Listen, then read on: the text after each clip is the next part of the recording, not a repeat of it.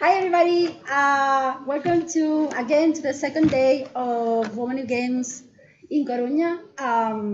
So again, I'm not sure if everybody was here before or anybody is new. So I'm going to introduce myself again. Sorry for those of you that have already listened to me like 3 times already. So my name is Maria. I work here in Gato Salvaje. I'm also an ambassador for Women in Games. Now, like most people should know what Women in Games is. Like, raise your hand if you know what Women in Games is. Yes. Okay. Doing like one final time, I swear to God. So, Women in Games is a non-profit organization that works to make sure not only to bring more women into the games industry, but also help out the ones that are already here. So we are doing this event with the collaboration of Gato Salvaje, Google, and also the City Council of Coruña. So thank you very much to the 3 of them. And today, well, this afternoon, we have an amazing panel with us. To the very left, yeah, your left, yeah, to the very left, we have Emily Grace Bach. For those of you that were already here for the previous talk, you already know who she is. She's currently the lead writer at Gato Salvaje. Previously, she was working at Telltale as a narrative designer on projects like Batman or Walking Dead or, my God. Guardians. Yes, thank you. So next to her, we have Bárbara. Bárbara is an environment artist here at Gato Salvaje. Next to them is Paloma Ferro. She is a game journalist. She previously worked for, oh my God. Vandal. Thank you very much. I'm so sorry, I'm really nervous. It's been a really long day. And now she works as a freelance journalist, quite often for Voz de Galicia, I've been told. Next to her, we have Carolina Hernández. She is also known as Lee Valentine, and she streams she's an affiliate streamer at Twitch. And so the topic tonight is basically diversity in the video game industry. And we are not just going to talk about diversity as women, but also we are going to talk in a more intersectional way. So we are going to talk about diversity, not only like gender-wise, but also we're talking here about like people of color and LGBT community. And what else? So I think we should probably start by asking you to describe a little bit of like how your job works, or what your like your daily life is in your job. So what you usually do? Maybe we can start with Emily. Sure. So I'm a narrative designer and now lead writer at Gato Salvaje, and a big part of my job is coming up with how the overall story of the game will work, what the player will have control over in the game. And for Gato, I'm also going to be doing a lot of script writing. So I spend a lot of time making flowcharts and writing parts of screenplays and making spreadsheets of what scene goes with what other scene. At Telltale as well, I did a lot of testing gameplay to make sure that it worked with the story. So my role in games is pretty heavily on the creative side. I also know how to do some programming and systems design and that type of thing, and I did a lot more of that at Telltale than I expect I'll be doing at Gato. Well, hi everybody. I am an environment artist. I like to say I'm a professional tree hugger because not right now, but I design the overall look of the props in the environment, like buildings, vegetation, flowers, small props like, I don't know, stools, utensils, stuff like that. And yeah, my process goes from basing designs from the concept art department then making them detailed, then less detailed. I color them, and then I place it on the game engine, on the general map of the game. That's my work. Okay, hi. Well, as a journalist, you all know what I do, probably. When I was working in Vandal, I was talking to a specialized audience, mostly for gamers. Right now, as a freelance, I work for a more general audience. So I talk about the video games industry for example, my mom. So everyone has to understand what I'm talking about. So I go to the trade fairs, I look to the trends of the industry, talk about the economics, the work environment, professions in the industry, and so on.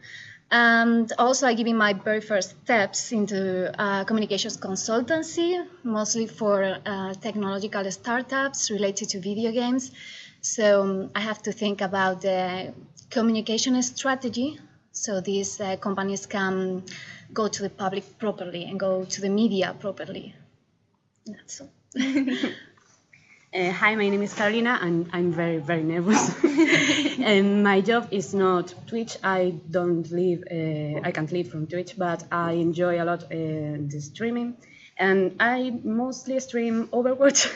It's my main game. It's something I play a lot. And yeah, I study computer engineer, and I'm working also. So yeah, I don't know. That's all I know. Okay, cool. So let's talk a little bit more specifically about diversity. So one thing that we want to talk about today is like the cycle of diversity. So one thing, like one trend that has been noticed like recently in the industry is we are recently getting more diverse professionals working in this industry. And that translates into more diverse characters in our industry, in the video games that we are creating. The fact that there are more diverse characters in our games, that also means that a more diverse audience is going to play them. And because a more diverse audience is playing it, we are probably going to get more diverse game devs in the future, just because a lot of people that are currently playing, they're going to grow up and study video games and try to do that for a living. So I think that's a really interesting cycle, but it only works if we proactively put our effort into it. A lot of things can be done in both directions, both to make the industry more diverse, but also the opposite is true. So I think it's important that we try to work in that specific direction. And I think it will be cool to talk a little about like specific things that are done or can be done or we can come up with during the roundtable, and maybe explore a little bit of that. Okay, so first of all, I would like to know if you are currently either doing or thinking of doing specific things to improve the diversity in the industry. Should we go down the line again? Yeah, sure. Let's do that. So I, as a writer and narrative designer, like many other writers, believe very strongly in the idea of write what you know.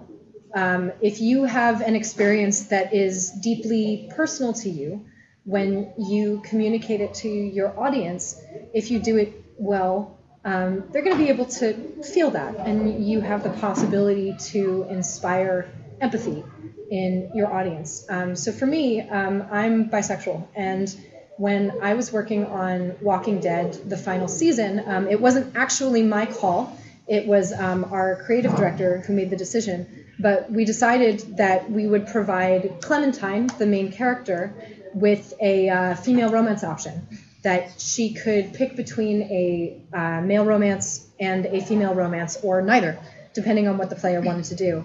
And I was the designer for both of those romance sequences. And that felt great because it was a part of who I am, and I was able to customize both of those romances really specifically to, how I know two women talk and flirt with one another, or the differences between that and how a woman and a man often flirt. And these were teenagers too, so delightfully awkward teenage at first kisses and that type of thing. So that felt really good, and that's an example of, in my work, some of how I'm doing diversity advocacy.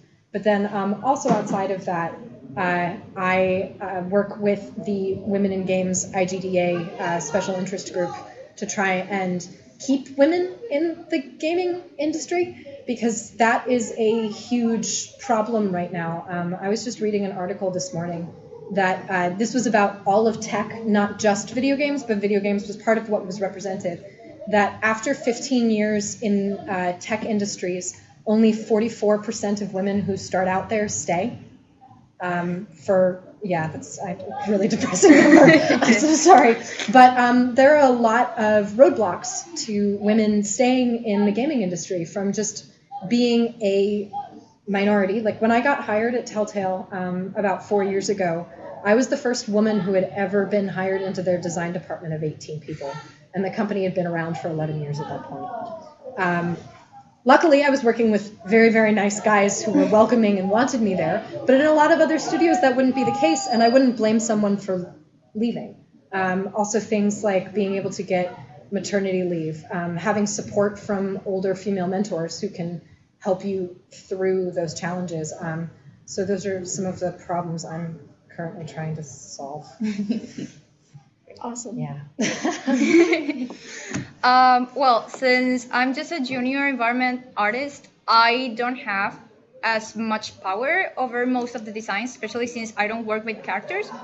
But like in general, if I was working on another project or if I had a say of what could be done, I would like to bring more diverse settings to games and other types of 3D media, because like it's okay that we have a lot of different medieval settings and your typical American or European settings, but I'm from Venezuela, I'm Latin American, so I would like to see not just my country, but like my culture, my setting represented too, because I think there are a lot of really interesting stories to tell there, and it's like a different aesthetic that could like really sell. And in more general terms about my profession, again, I am bisexual, I am Latina, so I want to prove to other fellow Latino people and other like not as privileged people that you can work in the industry, because I didn't have the opportunity to study arts, or like I immigrated from Venezuela over here. So like even if you have difficulties, you can still work your dream job. So that's why I do what I do. With my job, I try to give visibility to women in the industry. Every time I write a report, I try to include at least a woman, because I have to say it's really difficult, because they don't want to be public. You know, there are talented women out there, but when you call them, they don't want to appear on a report. Maybe it's for, this kind of impostor syndrome or something, but they don't want to be public. So you have to convince them. And it is really important, because once you convince them, they tell you, okay, this is really important for these girls that want to go into the video games industry and think that they don't have a place here. Because if they take a newspaper and read that this girl, worked for a big company and they came from a little city from Galicia, and this is important for them, it could be a good influence. And also as a professional, I try to create a space for me as a presenter. I was working, for example, for Vandal as a presenter, news programs in YouTube, without the sexualized image of a video games presenter. Yes. I was trying to put my experience from the news programs, because I worked for many years in general news at television, in video games programs. Like, you could be a professional and talk about video games seriously and professionally. And I tried to do that, and it was hard because I have to say one of my first experience was that in the comments people were praising me, and there were comments asking if I was the one who was writing the scripts of the programs. I was writing the programs, recording the programs, and doing the post-production of the programs, the editing. And I had to go on the camera and tell those guys, okay, I'm doing all of this. But if it was a man, they wouldn't have asked that. And that is something that is really frustrating. And I think that going out there and telling them, okay, I can be a woman and have this intelligent opinion, so you don't have to ask about that. It is important to do that. Because there are lots of women out there doing good journalism and good video games journalism. That's all. Overwatch is a competitive game, and if you know competitive scene, it can be not very welcoming for women. So I try to keep a healthy community where everyone is is free to talk in the chat and talk about their experience without being judged because of, I don't know, because you're a woman, you have to play support, or you are, I mean, it's, yeah, I'm main off tank, so it's hard sometimes.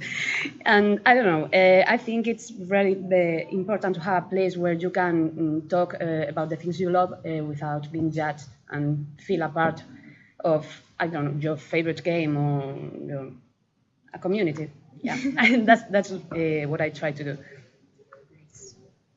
Okay, so another thing that I think would be cool to talk about is because we talked about how the fact that there are diverse characters attract more diverse gamers.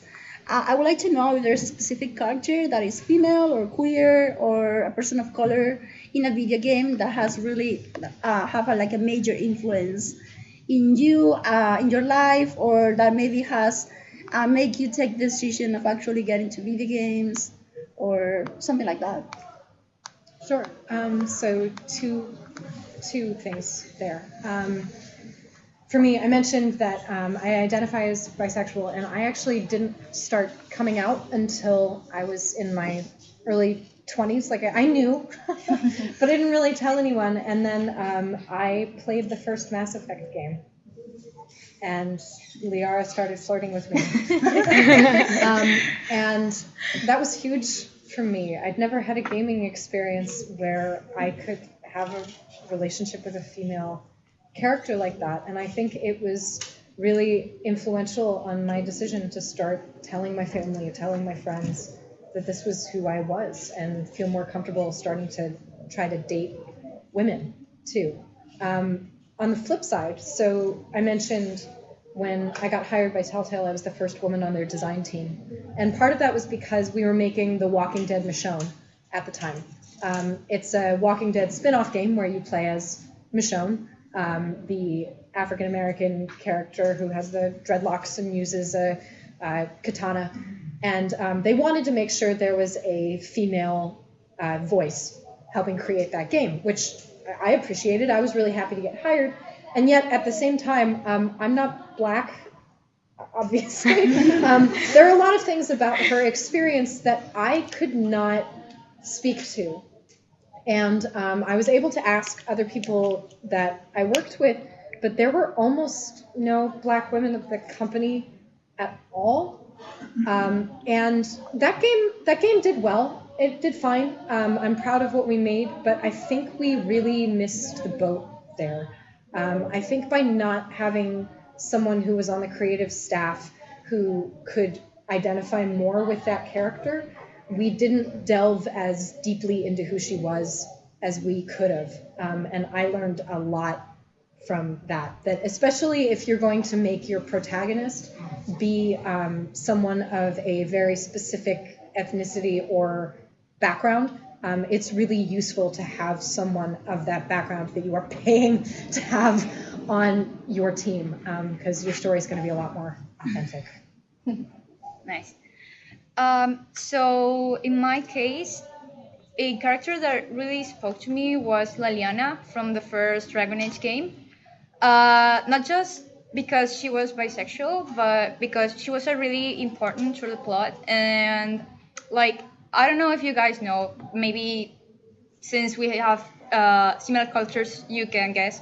But in Venezuela, if you're not straight, if you're not like normative, you don't really get accepted or understood. You get a lot of harassment. So I didn't come out back when I was in Venezuela because I was afraid. I was afraid I would be judged by my family, by my close friends. In fact, like it was like the typical misconception that, oh, you're bisexual, then I can be friends with you because you're gonna fall in love with me, stuff like that. That really hurt me. So I just hid and like just accepted that I wasn't gonna be able to be who I am. But when I saw Liliana and the other characters, it was also Sevran for the guys. He was also a bisexual guy. It just spoke to me because, hey, they are accepted in a video game that's really popular. So if I'm playing it and I like that character, I'm sure like a lot of more people are gonna like it. So it helped me to like be more confident in who I am. So yeah. Well, I don't have a female character that really got me into video games journalist, but I have a character I love, and it is Max Caulfield from Life is Strange. I don't know why. I don't know if it was the time I played that game that I was, feeling nostalgic about when I was that age, but I felt related. She is shy, but is curious. She is brave, but is self-conscious. She has this amazing power that she manages with responsibility, but also with the consequences. I don't know why, but I really love that character, and I still love her a lot. Yes, We all do. yeah. Well, this may be weird because she's a really sexualized character, and she's Lara Croft from Tomb Raider. But I got into video games because of my father. He played Tomb Raider, and Lara showed me that we can be badass, really badass. And I felt as a child, I don't know, I want to learn how to fight. I want to learn how to scuba dive, and I don't know, it really got me. And recently, the recent game Aloy from Horizon. Yeah. I loved her. She's the character, The the personality of the her personality. I think is amazing. Yeah, I love her. I love it too. Okay, so next thing, I think there's a lot of like controversy around the whole diversity quotas. People like love to bring in conversations when they talk about diversity, and a lot of people seem to think that diversity is something that it's being forced in, or it is something that maybe I don't know, like something that a certain group of people want to like implement, but it's something that is not natural for some reason. Although, I mean, we live in a obviously really diverse world. So I don't know, tell me a little bit about like opinions that you have like read about this or and your own, and how do you think those contrast? Sure. So I think this kind of goes back to my last example of learning, like when working on Walking Dead Michonne, that we probably could have made a better game if we had a Black woman creative on staff. In my experience, a lot of game companies actually really want more diverse hires for that reason. They know they can tell better stories if they have people who have a really wide range of opinions and life experiences. Same thing goes for people with diverse class backgrounds or diverse educational backgrounds. If everybody has the same perspective, you don't end up having that debate, and your games end up kind of all looking the same. Also, to be frank, games with more diverse characters sell better. they're doing really, really well in the market right now, especially ones that do come from like a really specific culture, like Mulaka, which is a game from Mexico, was a huge smash hit this past year, especially when it came out on the Switch. And that was made by a very small team of Mexican devs in Chihuahua who were creating a game about a ethnic group in their region. And that's fantastic. People want to see it. So the diversity quotas that some gamers think are being forced for reasons that are just nebulous, or because certain like angry liberals are just pushing for them, are actually things that in a lot of cases companies really, really want. And if anything else, they often have trouble finding people to fill those positions, because unfortunately a lot of people aren't being, trained to have those types of roles yet. So the more people we can teach to be game devs who come from different backgrounds, I think the better we're all going to be. For sure. In my case, I also wanted to talk more about the game dev side, because I was researching topics about this, and Dan Pinchbeck, the director of the Chinese room, he really nailed it. It's not just about hiring more diverse devs. There are a lot of talented people, because okay, you hire them, but it's not just about hiring them, because you have to also change the culture inside the studio, not just with your fellow coworkers, but in the leadership. Because a really nice example was Manveer Hare. He was one of the game devs in Mass Effect Andromeda. Not only just him, but a lot of people were raising concerns about this game being like a glorification of colonization. Yeah, I think that's the word. And some other issues. And he was really vocal about it, because he was a brown person who really felt affected by it. But since he was a brown person complaining about racism and other stuff, he was just chalked up as the angry guy, as the guy that never shut the fuck up about those things. And he eventually left. Once Mass Effect Andromeda was done, he left because he was tired of being harassed. He was tired of being called out, because he wanted to make a difference. So you have to be more attuned to the community you're creating in your industry, because you can hire as many wonderful and diverse people, but you have to also change the mind of the company to actually accept them and accept different ideas. Yeah. I want to tell you an anecdote I lived the other day. I was in a networking meeting, and I overheard a conversation about female characters in video games, which lead to a conversation about female characters in movies. And one guy was telling this. If you can substitute a female character for a man and nothing changes in the plot, it's because they put a female there because they were obliged to do that. It's trend, or because, this is a tendency, or because they know they are going to say more. That's the level. That's the level. And they were agreeing with them. So, yeah, it's crazy. Well, I think this cycle you talk about at first begins with the audience. Obviously, it's a tendency because this is an entertainment industry, and they want to sell video games, and they are talking to a diverse audience. They have realized that, and that is why they are introducing diversity in video games. They aren't fools. They know they are going to sell more, because this is fair, and this is why the audience has been attracted to. I think that the fact that video games industry is growing is because the companies realize there are a lot of people playing games. Girls can like this kind of games, or kind of games, yeah. But there are a lot of other girls or people who like a kind of game that don't doesn't exist. Sorry, my English is terrible.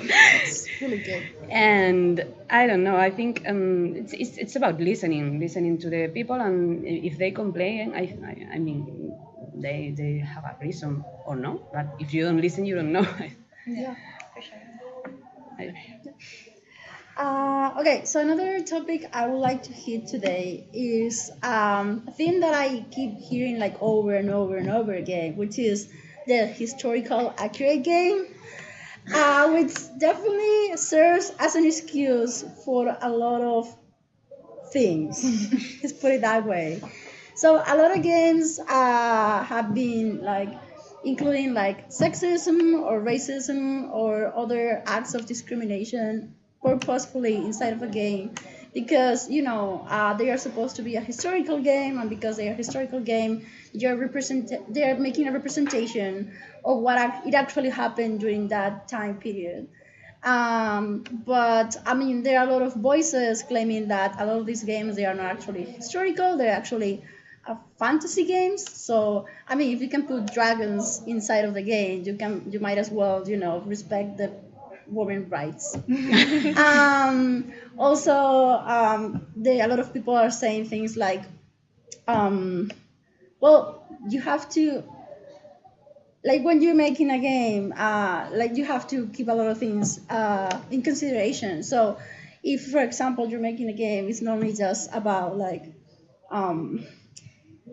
being historical accurate, but it's also like thinking about what your audience like takes from that game. So a lot of things can be like we have to also maybe think about things like the gamers take for the game and the experience, not only for those people that are not concerned about like sexism or racism, things, people that are not the how can I say it, like the target of that abuse, but they also need to think that maybe there are like women playing them, and there are like people of color playing them, or LGBT people playing them. So what's your take on that?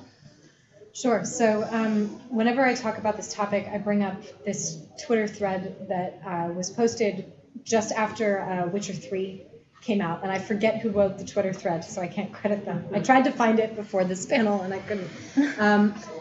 But so when Witcher 3 came out, it's a wonderful game. It's enormous. It's a beautiful, lush world based off of Polish mythology and Polish history.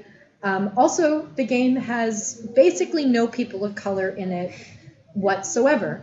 And when it came out, there was a group of gamers who were understandably kind of upset about this, because a lot of fantasy games have started to recognize, like, if we have dragons, maybe we should have black people, because they actually exist as opposed to dragons.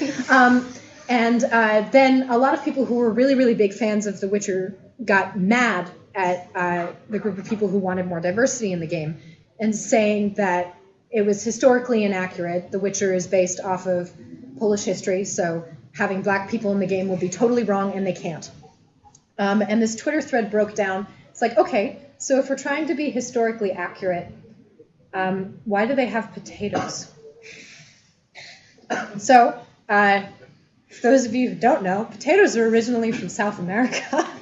And they would not have made their way to Poland by like 900 AD, or exactly whenever that game is supposed to be set. They wouldn't have had vodka, which Geralt drinks all of the time. So the game is not historically accurate, was not making any attempt to be, because they had potatoes. Whereas there was actually a lot of people, moving in from North Africa and such in Poland.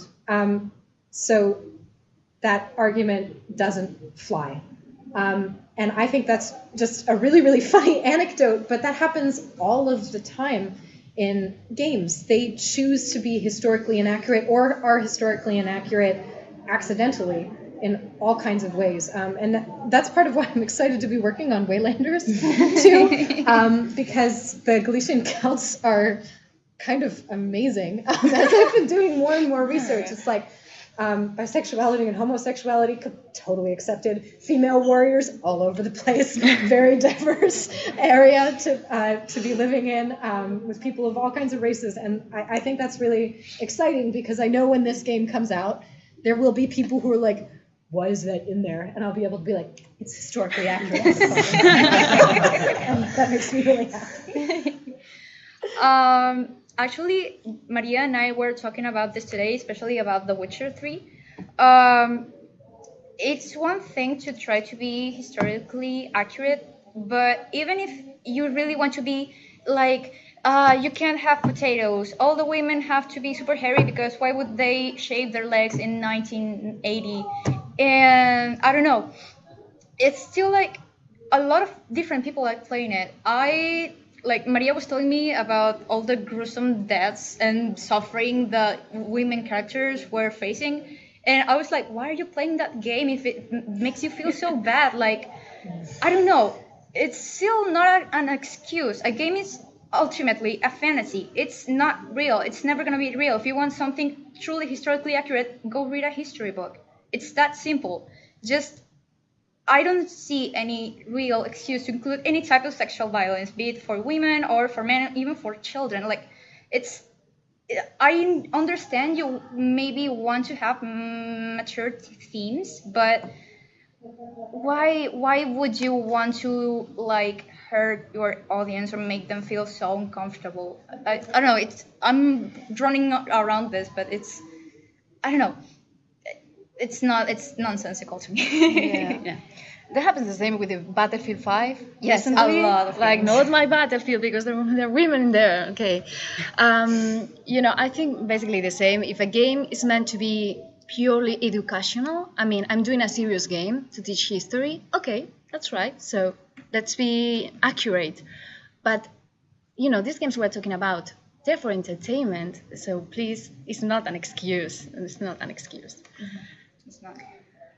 I think when we talk about creating and telling histories and stories, people usually use it as an excuse. Yes. So it's dangerous, but I mean, sometimes when you tell a story, you want the audience uncomfortable. Yes. When you see a movie, or American History X, that's a movie I can never watch because I can't. Yeah. But I understand it that there's a story that it gets. The problem is using it as excuse, and I think it's a really sensitive topic. Yeah, because it's dangerous. I mean, if there are people complaining, you have to listen to them, and you can't. It's for telling a story. Yeah, but you're telling them. Yeah. Your story, and they are listening and they're hurt, so why do you keep doing it? I think maybe in a few years, or hopefully when this is diversity is more established, I hope we can tell these kind of stories, but from the audience with a brain. Yeah. To listen to them. I don't know. No, es que no sé si me estoy explicando bien. You are. Yeah. Okay. Because I don't want to sound like I don't want to say what I am not saying. I don't know if I'm explaining myself. Yes. Yeah. You are. Okay. So another topic I'd like to hit today is the so-called political agenda. So a lot of people right now are saying things like, oh, if you make a game where there's, I don't know, like a bisexual character, for example, as you guys were mentioning that before, you're totally pushing your ideas of diversity on me, and you're like forcing my kids to see like people that I don't like on the screen, and maybe I don't know, that will affect them somehow, or maybe I don't know, like you are like forcing political ideas on me just because you are like representing diversity in your game.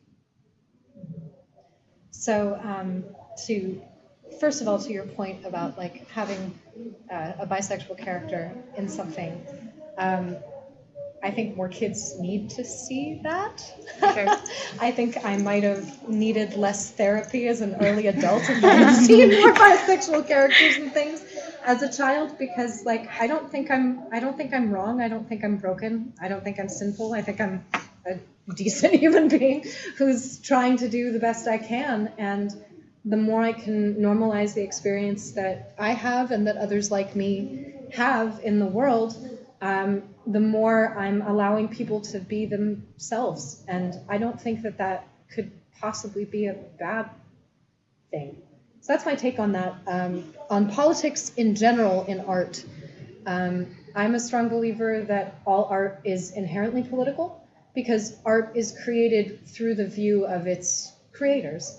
And everyone has political opinions of some kind, or opinions of some kind. Even if you say you don't have an opinion, that's an opinion. And this might also be very informed by being American. And political apathy in America is very, very looked down on right now.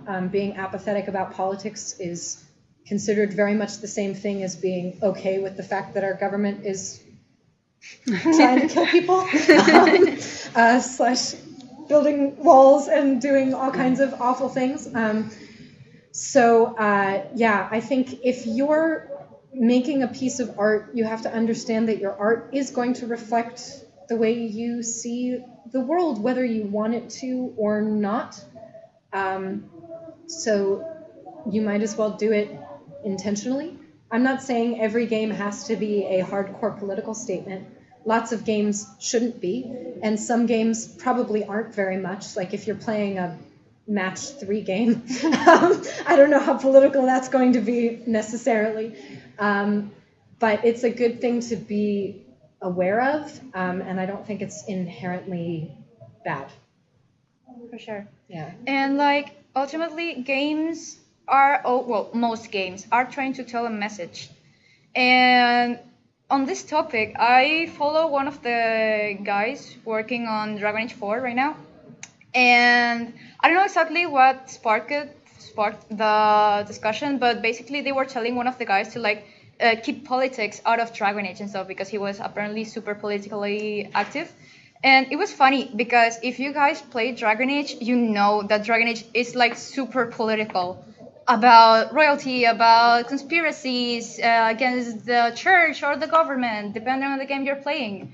And it's funny because whenever political correctness comes up, it's about non-straight characters, non-white characters, or just like some kind of progressive message. For example, one game that I don't see people are criticizing is Katamari Damacy. It's like a fun game that it's actually a commentary on consumerism. It's a really heavy message, but I don't see people complaining about political correctness. Why are you promoting hate against capitalism and stuff like that? So like, games are trying to tell a message, and diverse characters serve the purpose to tell people that, hey, other people different from you can be the protagonist of a story. You need to learn from their perspective and their opinions and their experiences, because that nurtures you as a person. You need to know as much perspectives and opinions from people to actually become a cultured and more empathetic human being. So it's people need to stop yelling about political correctness because they're not being totally honest with themselves. I think what they don't get is that video games are also culture. Yes. Art. Yes. If you write a book about lesbian romance, no one is going to ask you if you do it for political reasons. You do that because you like the topic or because you're interested in it, or I don't know, you have reasons, and you can read the book or not read the book, or you can read the book because you don't agree with the ideas and then have your own opinion about it. The same with video games. I mean, they are more interactive, they're more immersive, but it's basically the same. And I think that many game devs are afraid of it, and that's why you see these options of gender or sexual options and everything in RPGs, when you can choose. but they don't give you the character. Like you have to play with a bisexual character. No, you can choose to be bisexual or to be straight. Yeah, it's neutral. So they don't have, they just, I don't know how to say it in English. Yeah, they don't commit with that. Yeah, to that. Sure. Sorry. Yeah. I think people who say that they are forcing their kids to learn the opinion of the bisexual people are people. I don't know, that's an opinion. But you forbidding these people to tell their story, you are the one who is imponiendo? Imposing your opinion. You can't. You don't like the game. Don't buy it to your children. it's that simple. If we are talking about children, if you're an adult, then I don't know what's the complaint about. Yeah, you really have a problem if you think everything is about you, and they are talking to you. No, they're talking to people who want to play the game. So I don't know. I don't understand. Yeah, and it's funny because whenever the topic of non-standard sexualities or gender identities come up, a lot of people excuse it in like, what about the children? The children are impressionable, and that's gonna change the children. If that logic was true, I would be straight, because like most of media is about straight romances, and I'm not. I like girls too.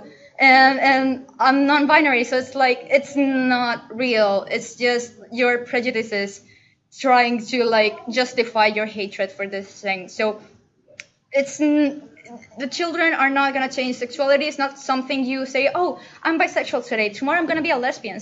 It doesn't work like that. So people need to really like chill about it, because it's annoying. It's annoying for sure. Children know they have options. Yeah.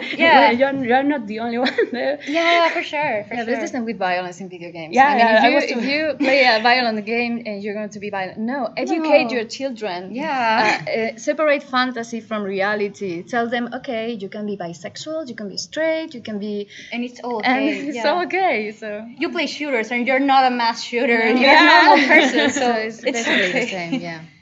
Yeah. Okay, so another thing I wanted to touch on was imposter syndrome, because I believe it's something that a lot of people that are diverse suffer from in the industry, just because, well, you know, how the dynamics work. So, quick question for the audience. How many of you know what imposter syndrome is? Okay. Does any of you want to explain really quickly what imposter syndrome is? Sure. So imposter syndrome is when you start to feel like you don't deserve to have the position you have. When you start to feel like everyone else around you has worked really hard and deserves to be there and is really good at their job, and you are a fraud and you have been faking your way here through your entire career, and one day they are going to find out and finally kick you out like you should have been kicked out many years ago. And it's really, really common in game dev, and not just among female devs or devs of color, but white male devs too. It's just like a hugely prevalent problem in this industry, but it is especially a big issue for people who aren't straight white men. And I think a big part of that is because we don't see a lot of examples of other people like us making games. Those, we don't have a lot of heroes we can look up to. And also we often don't have a really standard background of getting into the games industry. Like if you came to my other talks this week, I mentioned I have an acting degree, and then I was an elementary school teacher, and then got into games. I didn't go to school for computer science. I definitely didn't go to school for games. Also, that wasn't really a thing yet, like a number of years ago when I was in university. So I came in with a different background, and I still worked my way up through the industry. I got a junior position and learned what I was doing and got better, and now I'm a lead position. But I've dealt a lot with imposter syndrome, partially because of that because I wasn't able to say like, yes, I went to college for this. Yes, I grew up playing tons of Metroid because I didn't. My background was different than that, but I try to remind myself I did work hard and I do deserve to be here, but it's really difficult. It is. And oh yeah, go ahead. Oh, I was just gonna say somebody else shared your experience. So okay. Go ahead. In my case, this is more of a general statement, not really necessarily applied to video games, but I'm an immigrant, and whenever my nationality comes up, I have a couple of reactions. One of them is like they start asking me really personal questions about my time in Venezuela, and the other one is the typical immigrants are stealing our jobs. For example, whenever I said I'm Venezuelan, I was like, oh yeah, Venezuelan people come here and they take all the government aid just because they're Venezuelan and they take all the jobs.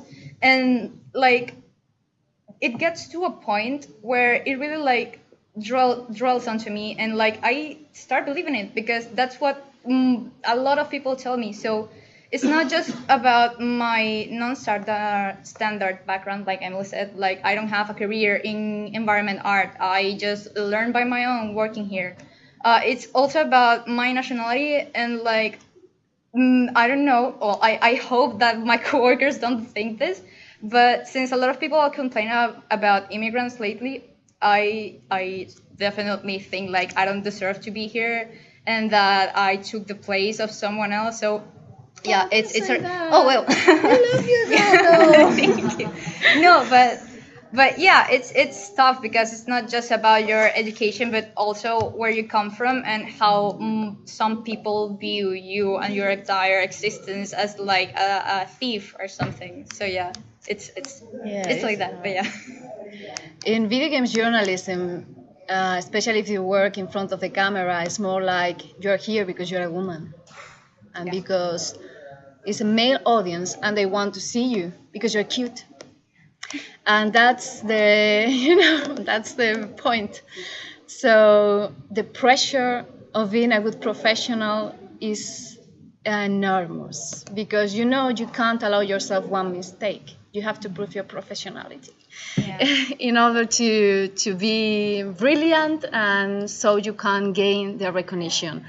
I think I achieved that finally, but as I told you earlier, before I had to make clear that I was writing my scripts because I was able to, because I've had been working 8 years in journalism, because I played video games, because I like the industry, but they like assume that you are there because you're a woman and because you want to be popular and it's like, it's not that. I mean, I'm 34.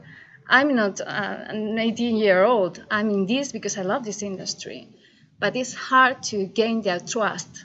And because of that, you feel like an imposter. Yeah. And it's really, really hard. Yes. Yeah, and you can be, I mean, if you're feeling well, if you are strong, you can, I don't know, don't listen to that kind of stuff, but I don't know, sometimes it can affect you, and because you don't have to be always strong. It's like, I don't have to prove anything to you. I mean, I like games, and I have to, if I play wrong and I die a lot, and I can't do it.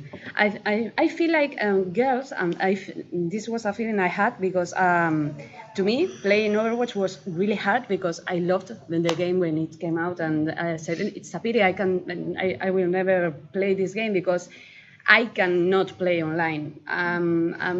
Multiplayer games scare the hell out of me. I mean, I played at home with my sister, with my cousins, my friends, and I never thought I would be able to play with strangers, talk to them, and later stream. I mean, I was afraid of people watching me watch my play and say, you suck, you did this wrong. I don't know. I don't have to prove anything. I can make mistakes, but I feel like I have to play the best every time. Por mí, por todas mis compañeras. for you and for all the other Yeah, women. like I have to prove I can play because I have to prove also that other women can play and we can play well. Yeah. No, I can play for fun. I can play quick play. I don't have to be competitive all the time. I don't have to be the best all the time. It's literally called a game. You're supposed Yeah, to have it's fun. for having fun, not to prove a point. Yeah. That's the thing. Yes. And the thing I don't think, I think the problem is that we feel the need to prove it. Yeah. And the problem is not ours, of course. Yeah, I'm of not course. saying that, but it's I don't know. Yeah, it's hard, but I don't know. I think what we talked about earlier about diversity, being there and people watch you, I don't know, play for fun and die and die again and having fun when you're dying and counting the times you die. It's fun and it makes lo normaliza. It's normal. Y lo normalizes. Normalizes it, yeah. And I think it's very important, but it's hard and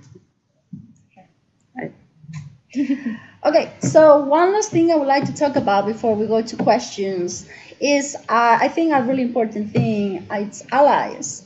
Because when we talk about diversity, I think many times people expect us to do all the work, and people expect women and again, like LGBT people, queer people, etc., to do all the work, to manage to get the job, to prove that they deserve to be there, like Lee was saying before. But we cannot do all the work. We need people to help us. And we need, well, I mean, you know, the stereotype, like the white, straight male to help us achieve diversity, because we simply cannot do everything. We simply cannot do all the work. So are there any like specific things that you think allies can help us to achieve our goal? Yeah. Hire us is the first one, to be perfectly honest. Hire us and then treat us like equals when we get there. Take our ideas as seriously. Listen to us. Don't talk over us. Try not to interrupt us. If we have a good idea, try to boost it. Often in brainstorming meetings, especially since I work in writing and narrative design, there have been a lot of situations where I've been the only woman in a room, in a large creative brainstorming room.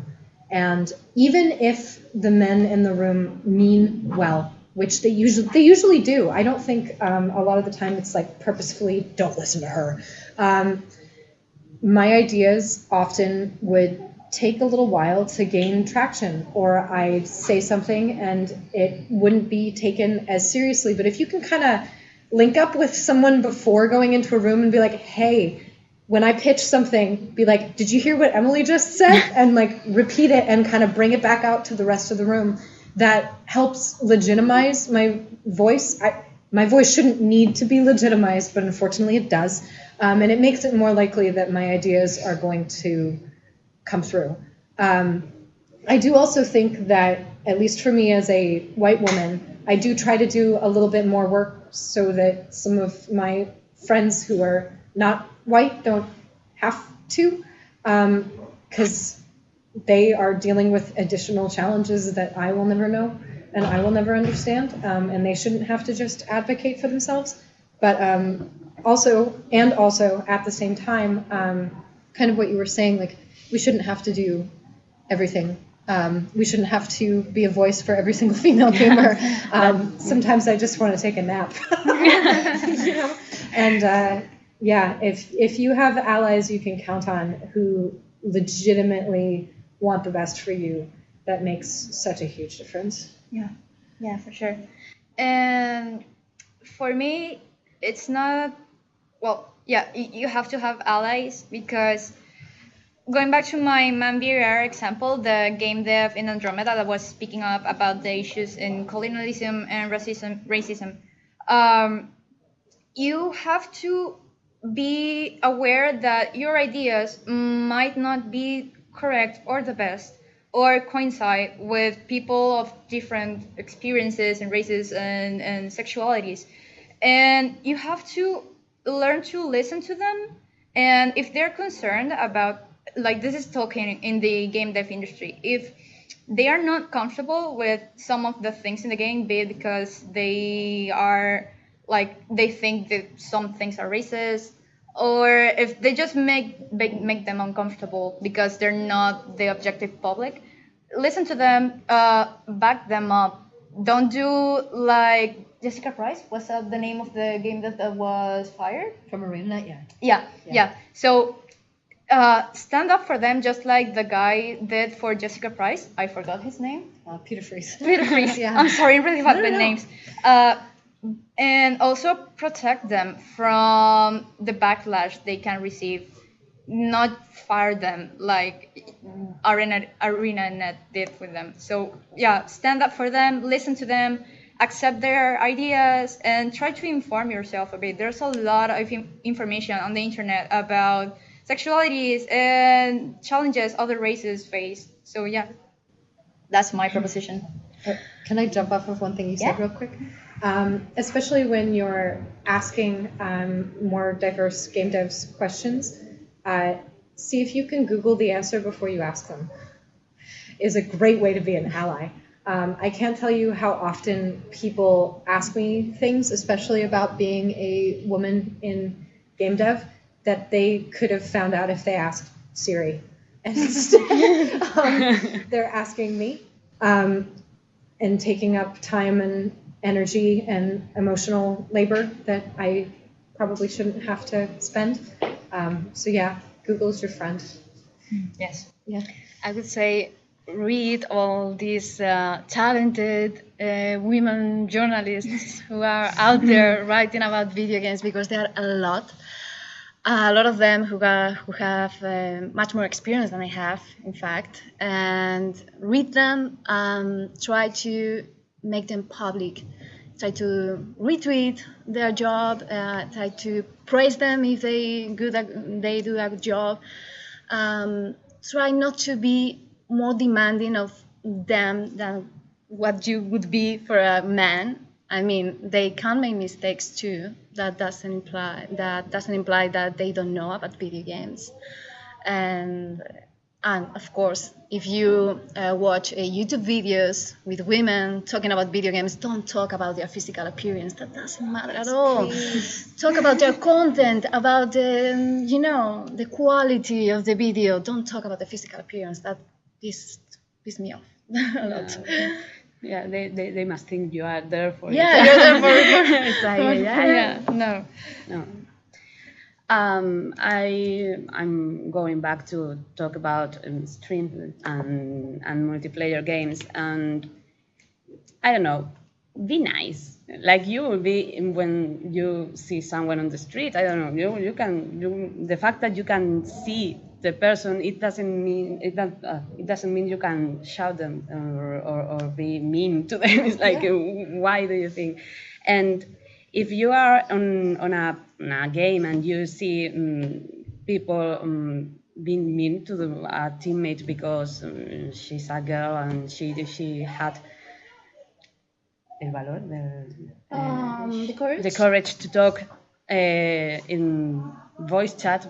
It took me months to talk in voice chat because I don't know. I still talk very little, but if you see people harassing them, I don't know, say something, support them, and not to the people who are saying shit. You can it's okay, don't listen to them, because it feels great. It's like, I'm not alone with this asshole in the team. It's like, thank you for supporting me. I don't know. It's really important. And not just supporting people that are uncomfortable in those situations, but if you want to, and you feel comfortable and brave, most of all, try to call people out if people are making someone uncomfortable, if people are harassing someone. Sure. And you are in a position of power, since you're not a minority. Yeah. Try to use that in your advantage to make the other person listen to you and say, hey, you're making this person uncomfortable, you're being racist, you're being sexist, you're being a mean person,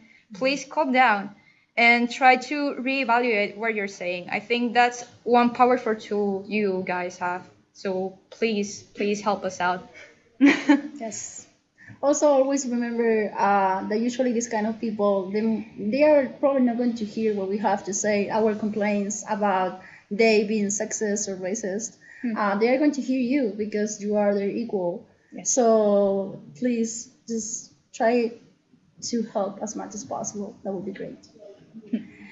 Okay, so I think we are done with the first part of the panel. I think we can now have some questions for the audience, if they have any. Yes. Yeah, sí, por supuesto. Vale, me gustaría que dijeran si les disgusta o les gusta el siguiente comentario que escuché de un game design. En un game design. Sí, de un game design Vale. sobre Telltale. Le estaban preguntando qué le parecía el juego, que era fantástico porque la tía era fea y lo hacía muy bien. Y dijo, me refiero a que, bueno, no tiene tetas, tú ya sabes. Pero, ¿estás refiriéndose al personaje o estás refiriéndose? El personaje. Vale, entonces la pregunta es, si eso nos tendría que alegrar, el hecho de tener una heroína que no fuese guapa, según el canon de belleza, o nos tendría que disgustar. Vale. So what she's asking basically is, she heard this comment about a guy talking about how this female character in a video game wasn't like beautiful by Western 21st century standards, and if that's something that the fact that that character was designed is something that we should be happy about or not happy about, and the fact that people are making those kind of comments. Yeah. I mean, I think there is a world in which all kinds of female characters can and should exist in video games. All body types, all races, sexualized and not sexualized, because I think there is power in both, depending on whether it's done through, especially through a female gaze. I think it's a victory whenever you manage to get a female character in a game who is not a perfect example of Western beauty standards, because it's hard, everybody. It's really, really difficult. That is something I have tried to fight for in a number of games, and I have almost always lost. That's still a huge uphill battle. So when games come out that have characters that look really diverse and different, like God, Overwatch has so many amazing examples of that. I think that's a huge victory, personally. For me, if it's something like Maria said, that's like if someone said, "Oh, this character is it's not cumpliendo." It's not Fulfilling. Thank you. It's not fulfilling the beauty standards. I'm okay with people saying that, but it's like how the person said that, oh, she's ugly and she's flat. That's cool. It's like, okay, you got the spirit. You're a little misguided, but okay. What I think we have to do is like stop using those terms like, oh, she's ugly because she doesn't have tits, or she's ugly because she's not a perfect hourglass shape. We have to say, oh, she's not normatively standard, or I don't know, try to change our vocabulary. But I'm definitely glad to have different type of characters with different skin and not as normal as the beauty standards. So that's definitely a huge thing for me. I mean, I like the achievement of a non-standardized body in a video game. I don't like the comment. I mean, it has to be normalized, not something you point out.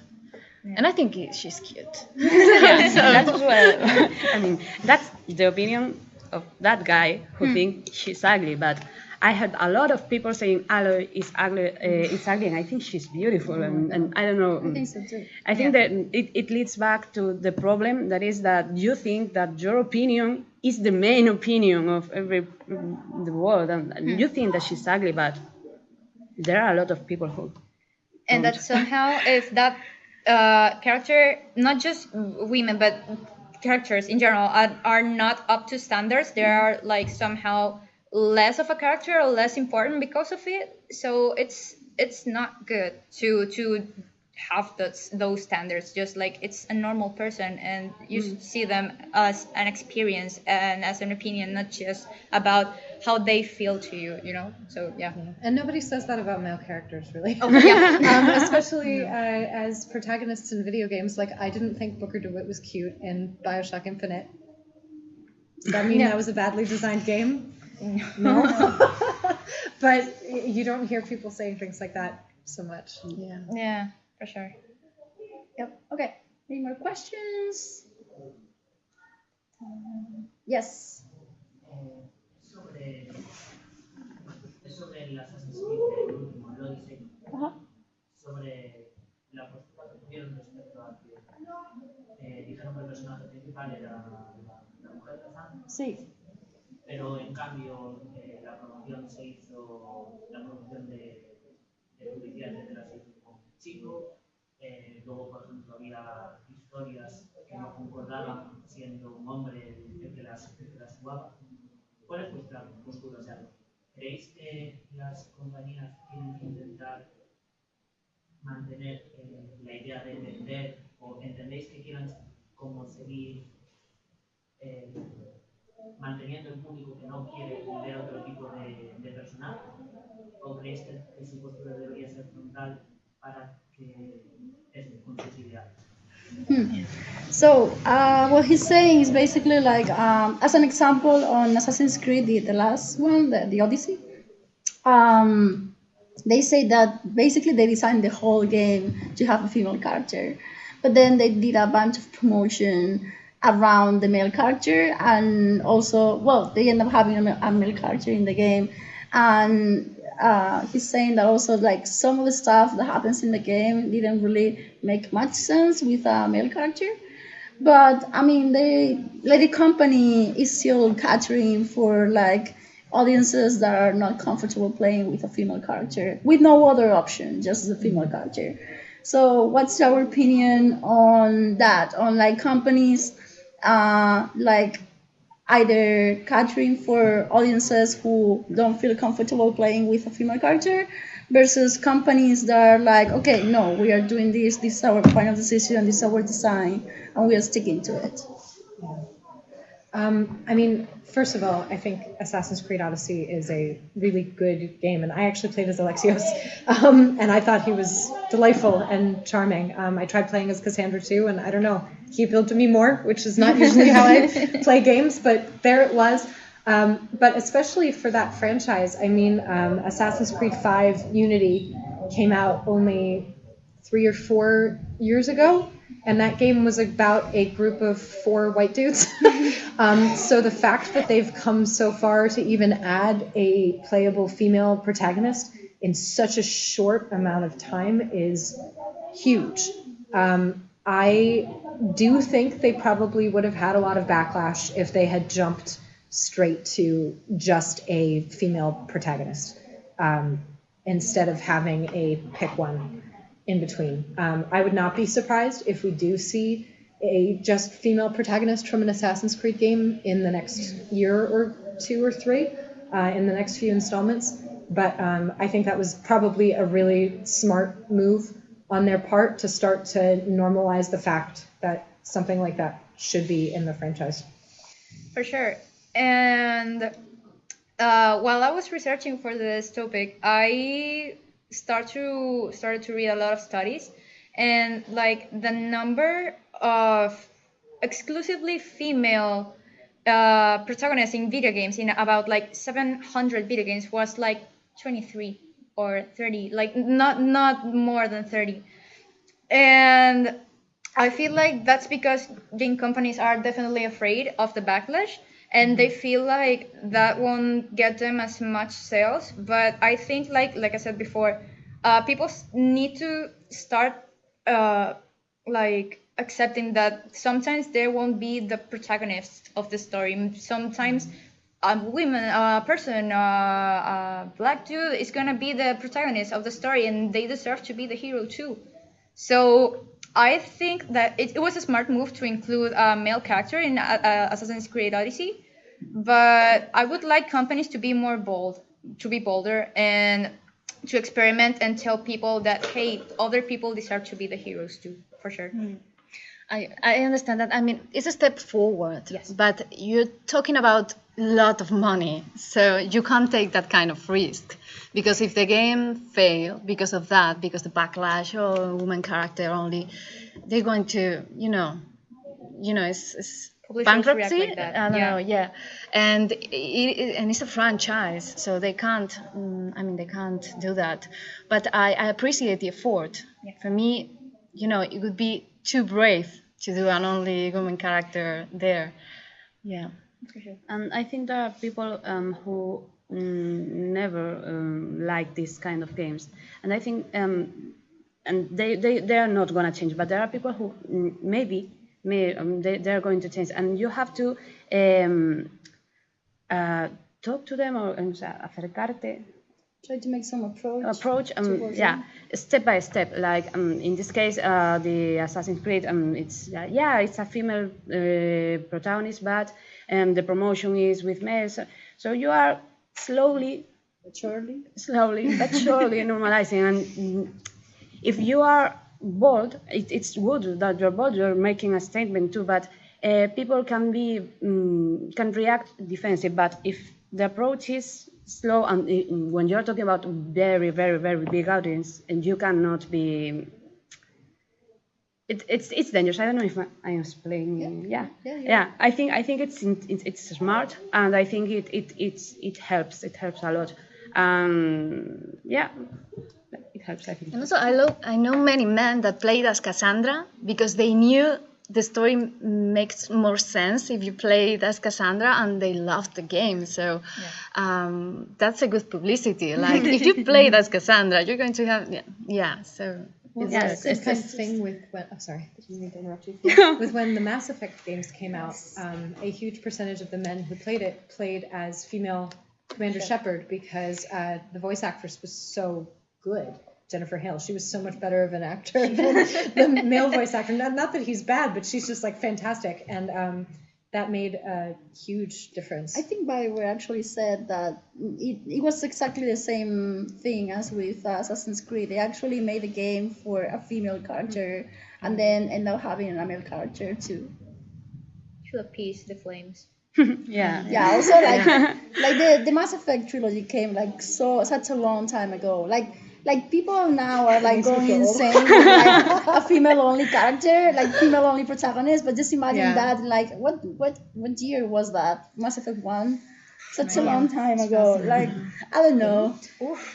Wow. Oh, It was like that could be. like Twitter will just burn down probably. Yeah, here it is. Okay, more questions? Yes. Okay, so there were two. So okay, Alex, you go first. I just want to say that there is an Assassin's Creed with a black female lead, but set in New Orleans. But I think Ubisoft wasn't brave enough, and the game was for the portable, the PSP or the people like it so much they brought the game to a PS4 and Xbox. It's a really good game. I think they should be bold enough to be a main game, not a second. I just want to. Oh yeah, no, totally. And I really think they will be.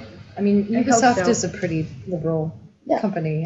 And, they try really hard to listen to their employees, and they've got some really good people working on the next couple of Assassin's Creed games. So, fingers crossed. Yeah, actually, I thought it was funny. So they always, at the very beginning of their games, they always state, "Oh, these games are made by like a huge, like a very diverse team with like different religions and different races and everything." And I thought it was funny. I saw this guy ranting on the internet about how like Ubisoft was getting more diverse, and it was like, dude, they literally say on every single game at the very beginning they are diverse team. From the first like game, seriously, I remember.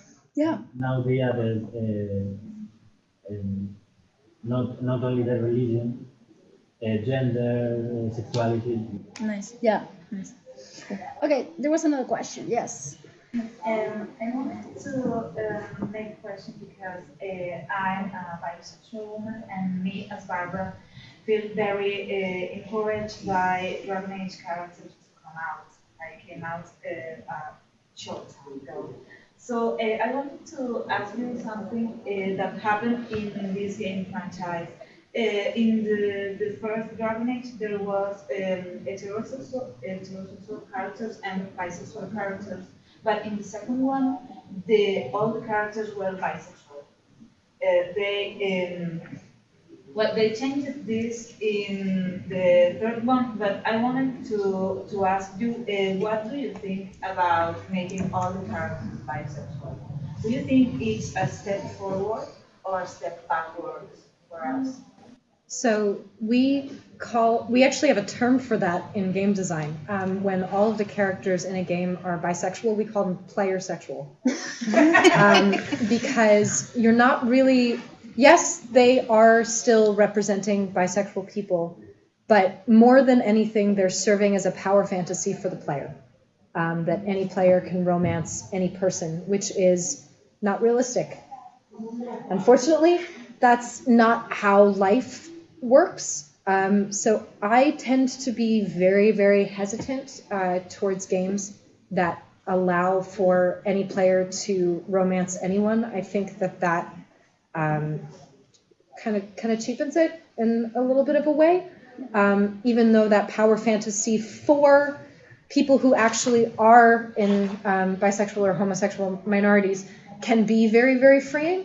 I think that on, I don't know, later playthroughs, when you're like, wait a second, I don't know. That's my opinion on it. Games have started leaning away from that more because I think that's that's not just my opinion, that seems to be the predominant theory on it in game design circles right now, that you should choose a character's sexuality instead of just making them all potentially romance options. But there's benefits to both. For sure. And I didn't know about the term player sexual. And I just thought of it in my head as neutral sexuality, since everyone can romance them. So it makes sense that it's ultimately a power fantasy. And as a bisexual person, I like it. I definitely like it. As a bisexual gamer, I like to know that my sexuality is represented and that I have as many options, but it's also a bit problematic. It's a good step forward, but we also need to include different preferences that are not as available to everyone. So, for example, in Dragon Age Inquisition, there's a gay character. I think it's the first gay character of all the series, Dorian. There's also a lesbian character. Maybe we could include an asexual character, someone that's not sexually interested in anyone. That would be nice too, not just to make everyone available to all the players, for sure. Yeah. I like to explore other. I'm not bisexual, but I like to play as other characters when I play games. I mean, it allows you to live other lives. I mean, I'm straight, but I can be bisexual in a game. I can be gay, and that is something that allows you to explore. But as she says, obviously, I don't think that being all bisexual is because you don't get to choose. So yeah. Yeah, I haven't played the game, so that I think it's the easy way to make it accessible for everyone, and I think it's like a white page, so you can do whatever you want. Yeah, I don't know, like Ditto in Pokemon. Yeah. Okay, more questions? Nope. Okay. That seems like it's all for today. So before we go, could you really quickly state where we can find you on the internet in case someone wants to follow you on Twitter or on Twitch in case of Lee, that kind of thing? Sure. I'm most active on Twitter of any social media platform, and my handle is Emily Buckshot. I'm also most active on Twitter. I'm gonna spell it in English and in Spanish because it's kind of a weird name. It's my name, but it's hard to spell. It's MNSOLE MN Sole, which is my last name, MN Sole in Twitter. At me, it's easy. If you look Paloma Ferro on Twitter, you're going to find my account probably. And then there's a link to my LinkedIn page where you can read some of my reports, and see some of my videos there. I am Li_, Yes. Valentine everywhere. Basically Twitch, Instagram, Twitter, and Okay, so there's a tweet going on around. A lot of people have retweeted both the City Council, Women in Games, I think pretty much all of us. That also includes all our Twitter handles. Yeah. So that will be another really easy way to find us. Okay, I think that's all for today. So thank you very much all of you for coming.